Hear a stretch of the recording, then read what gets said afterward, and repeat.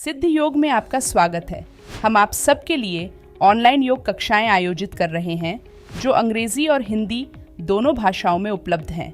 हम प्रत्येक दिन सुबह 5 बजे से रात 10 बजे तक 12 अंग्रेजी और 4 हिंदी की कक्षाओं के साथ आपके लिए उपस्थित हैं ताकि आपको प्रत्येक दिन सही समय पर योग का अभ्यास करने में सुविधा हो।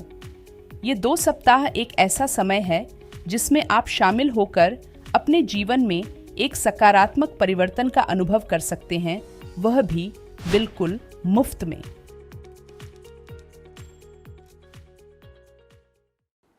दोस्तों, क्या आप अपने कमर दर्द से बहुत ज़्यादा परेशान हैं? आपके घुटनों के जॉइंट बहुत ज़्यादा स्टिफ हैं, आपके एंकल जॉइंट्स बहुत ज़्यादा स्टिफ हैं, आपके शोल्डर्स जॉइंट बहुत ज़्यादा स्टिफ हैं, आप अपनी बैक की फ्लेक्सिबिलिटी को बढ़ाना चाहते हैं, आपकी कोर की स्ट्रेंथ को बढ़ाना चाहते हैं, साथ ही साथ आपके नेक और शोल्डर के अराउंड बहुत ज़्यादा स्टिफनेस है और आपकी क्वाड्रिसेप्स मसल्स बहुत ज़्यादा टाइट हैं। स्पेशली जो लोग रनिंग करते हैं उनके काफ मसल और हैमस्ट्रिंग मसल्स बहुत ज़्यादा टाइट हो जाते हैं, उनके क्वाड्रिसेप्स मसल्स बहुत ज़्यादा टाइट हो जाते हैं, जिससे कि उनको काफ़ी ज़्यादा परेशानियाँ आती हैं। लोगों को घुटनों के जॉइंट बहुत ज़्यादा टाइट होने की वजह से उनको नी पेन की समस्या हो जाती है। तो दोस्तों, आज के अभ्यास में हम आपको बताएंगे एक ऐसे आसन के अभ्यास के बारे में, ऐसी प्रैक्टिस हम आपको कराएंगे जो कि आपको हेल्प करेगी आपकी इन सारी परेशानियों को दूर करने में। साथ ही साथ इस आसन के लगातार अभ्यास से आप लोगों को और भी कई सारे बेनिफिट होंगे जिनके बारे में हम आपको अपने अभ्यास के दौरान बताएंगे।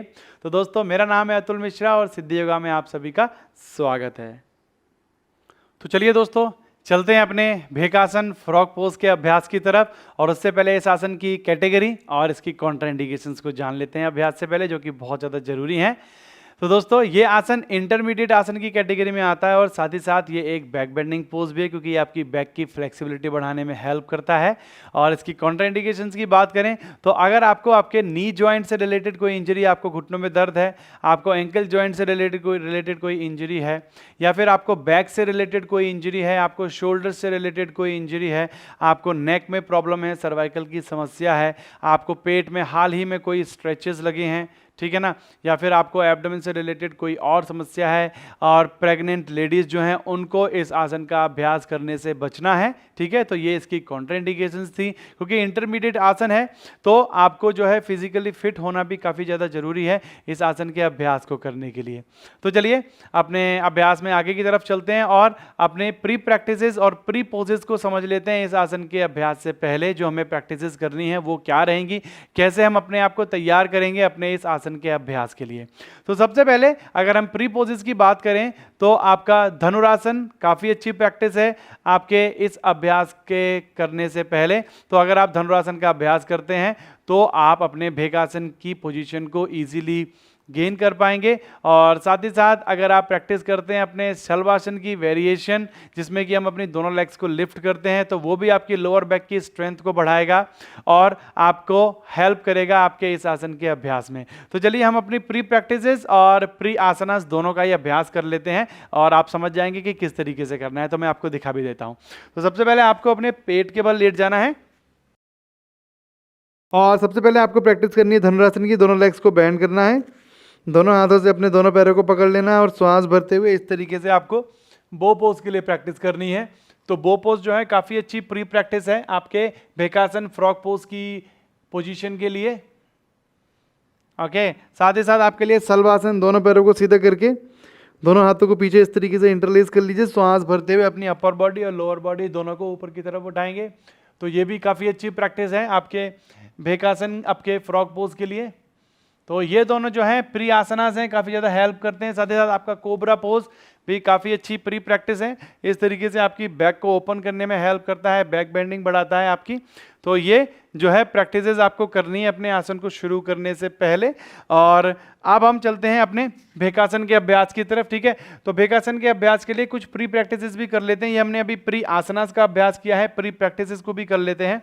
तो आपको क्या करना है, भेकासन में अपनी दोनों एल्बो पर आ जाइए, अपने बाएं पैर को अपने घुटने से बैंड कीजिए और बाएं हाथ से अपने बाएं पैर को आपको पकड़ के इस तरीके से प्रेस करना है, क्योंकि आपके नी जॉइंट और एंकल जॉइंट को अच्छे से वार्म अप करना जरूरी है। बहुत ही अच्छे से आपके नी जॉइंट्स और एंकल जॉइंट काम करते हैं इस आसन के अभ्यास में।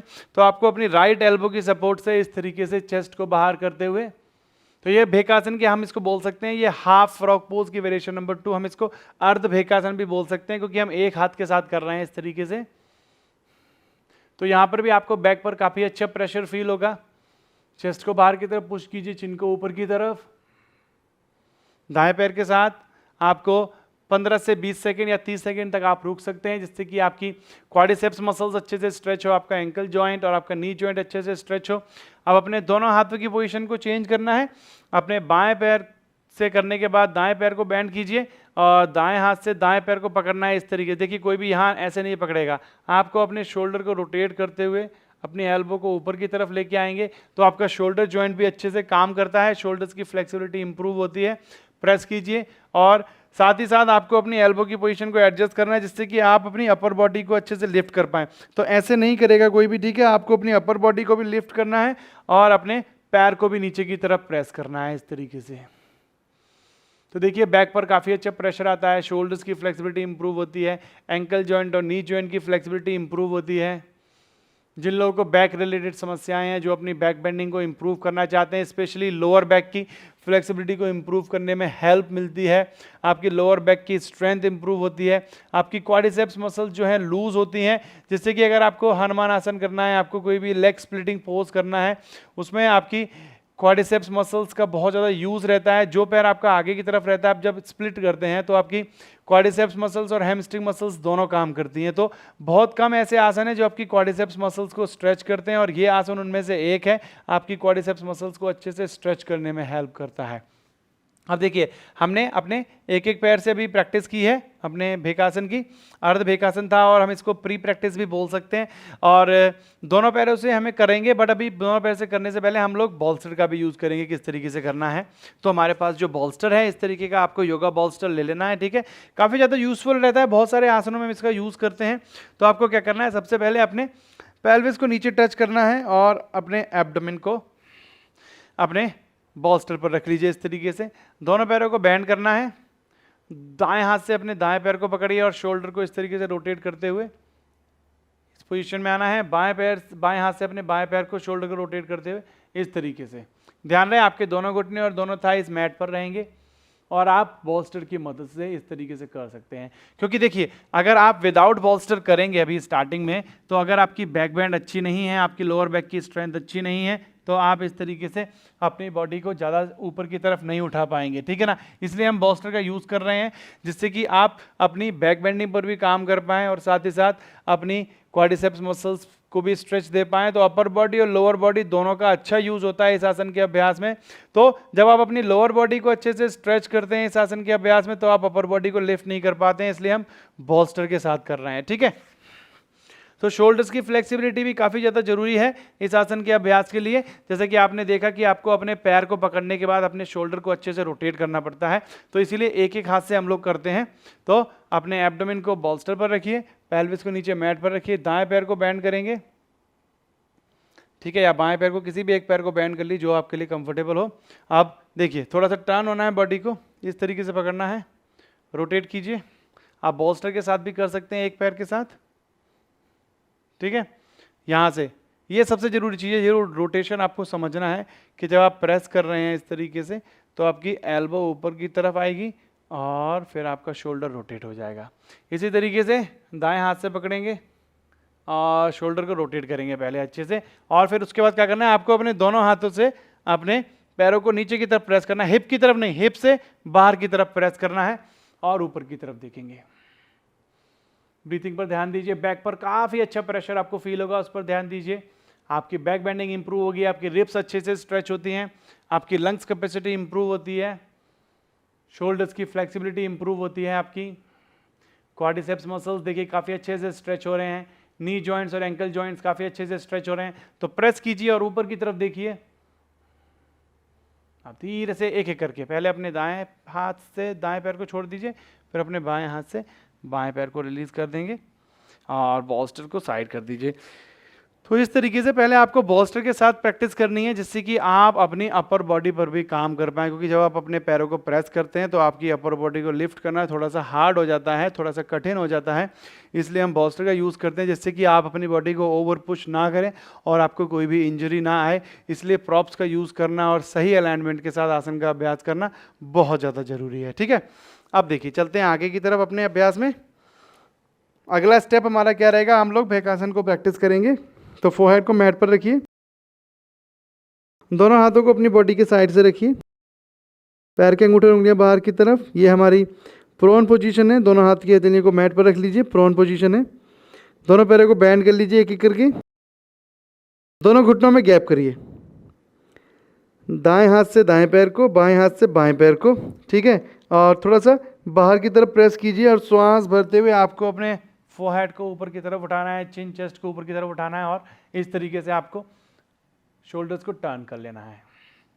ब्रीथिंग पर ध्यान दीजिए और ट्राई कीजिए अपनी अपर बॉडी को ज़्यादा से ज़्यादा लिफ्ट करने का और अपने पैरों को नीचे की तरफ प्रेस करने का। अगर आप दोनों हाथों से एक साथ रोटेट नहीं कर पा रहे हैं तो आप पहले दाएं हाथ से या बाएं हाथ से एक हाथ से रोटेट कर लीजिए, फिर उसके बाद दूसरे हाथ से। क्योंकि अगर आपकी फ्लेक्सिबिलिटी थोड़ी सी कम है शोल्डर्स की या आपकी बैक की, तो आप दोनों हाथों से एक साथ नहीं कर पाएंगे। देखिए, अगर आपकी शोल्डर्स की फ्लेक्सिबिलिटी अच्छी है तो आप दोनों हाथों से एक साथ कर पाएंगे, बट कोई दिक्कत वाली बात नहीं। अगर आप दोनों हाथों से एक साथ नहीं कर पा रहे हैं तो आप एक एक हाथ से रोटेट कर लीजिए एक एक करके। ये भी आपकी प्रैक्टिस अच्छी है। थोड़ा टाइम लगेगा, धीरे धीरे जैसे आपके शोल्डर्स की फ्लेक्सिबिलिटी बढ़ेगी, आपकी बैक की फ्लेक्सिबिलिटी बढ़ेगी, आप आसन में और ज़्यादा निपुण हो जाएंगे, तो आप दोनों हाथों से भी अभ्यास कर पाएंगे एक साथ। ठीक है, तो इस तरीके से आपको पकड़ने के बाद शोल्डर को रोटेट करते हुए ऊपर की तरफ देखना है।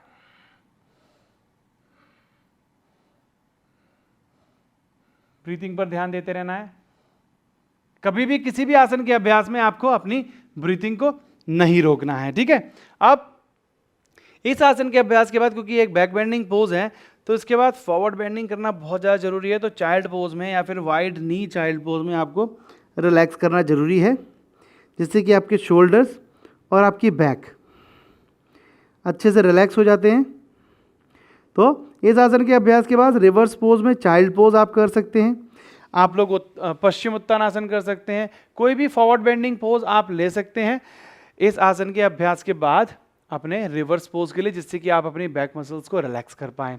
तो ये जो आसन है इसके हमने आपको फिजिकल बेनिफिट तो बता दिए। अब देखिए, इस आसन के लगातार अभ्यास से आप अपने अन्नमय कोश और अपने विज्ञानमय कोश पर काम कर पाते हैं। ठीक है ना, आपका शरीर जो है 5 कोश होते हैं, आपके शरीर में 5 लेयर्स होती हैं। तो उसमें से जो 2 लेयर हैं आपकी विज्ञानमय कोश और अन्नमय कोश, उन दोनों के लिए काफ़ी ज़्यादा इफेक्टिव रहता है ये आसन। और साथ ही साथ हमारे शरीर में 5 वायु भी होती हैं, प्राण, अपान, व्यान, समान, उदान।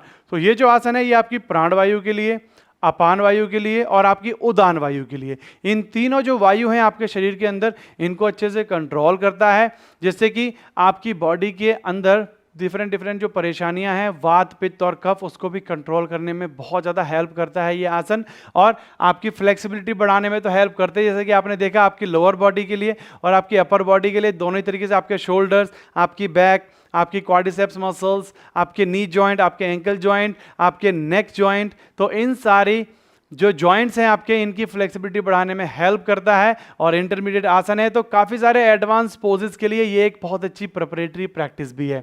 तो आप सभी लोगों को जो स्टेप बताए हैं उन्हीं स्टेप्स के साथ आपको प्रैक्टिस करनी है और आप जल्दी ही इस आसन के फाइनल पोज में पहुंच पाएंगे। और जब भी आप इस आसन का अभ्यास कर रहे हैं तो 15 से 20 सेकेंड आप स्टार्टिंग में इस आसन के अभ्यास की वेरिएशंस को होल्ड कर सकते हैं। जैसे जैसे आपकी मसल्स स्ट्रेंथन होती हैं, फ्लेक्सिबल होती हैं, आप प्रैक्टिस में आगे जाते हैं, तो आप 30 से 40 सेकेंड तक इस आसन के अभ्यास को कर सकते हैं। तो मैं आशा करता हूं दोस्तों, इस सारी जानकारी के साथ आप अच्छे से भेकासन फ्रॉग पोज का अभ्यास कर पाएंगे और अपनी फ्लेक्सिबिलिटी को बढ़ाएंगे। तो आप लोग करिए इस आसन का अभ्यास। हम मिलते हैं आपसे अगले आसन के अभ्यास में जल्दी ही। तब तक के लिए नमस्कार।